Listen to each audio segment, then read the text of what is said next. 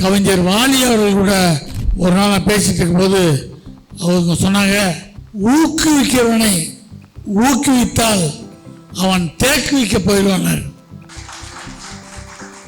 எனக்கு சுப்பையெல்லாம் லேட்பட்டால் இல்லை, மைக்கிட்ட வரும்போது வேற ஒரு வாய்ஸ் வரும். சுப்பையா கிட்டது இவ்வளோ நல்லா பேசினா அந்த கம்பீரம் எல்லாரையும் தட்டி எழுப்புறது. சுப்பையா ஆரம்பத்தில் ஆனால் தஞ்சாவூர் போகிறோம், திருவண்ணாமலை போகிறோம் அப்படிலாம் பேசுவேன். அதுக்கப்புறம் திடீர்னு ஆனால் சிங்கப்பூர் போகிறோம், ஸ்ரீலங்கா போகிறோம், டக்கு டக்குன்னு இப்படி தான் இருக்கணும். வளர்ச்சி கொஞ்சமாக வளர்ந்து பட்டிமன்றங்கள்லாம் மாறிட்டே இருக்கணும்.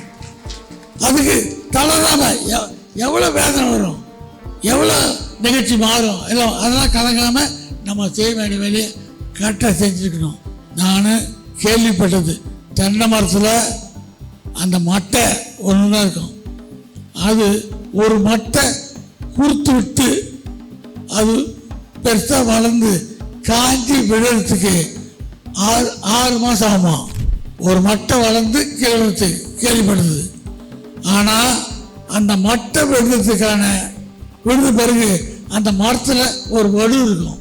தென்னை மரத்தில் அந்த மட்டை விழுது ஒரு மட்டையும் அந்த வடிவு இருக்கும். 6 மாதமே ஆயில் கொண்ட தென்னை மட்டை கூட இந்த உலகத்தில் தன்னை பதிவு பண்ணிட்டு போகுது. குறைஞ்சது 60 வயசு வாழ போகிறோம். நாமளும் இந்த உலகத்தில் பதிவு பண்ணிட்டு வாழ்வோம்.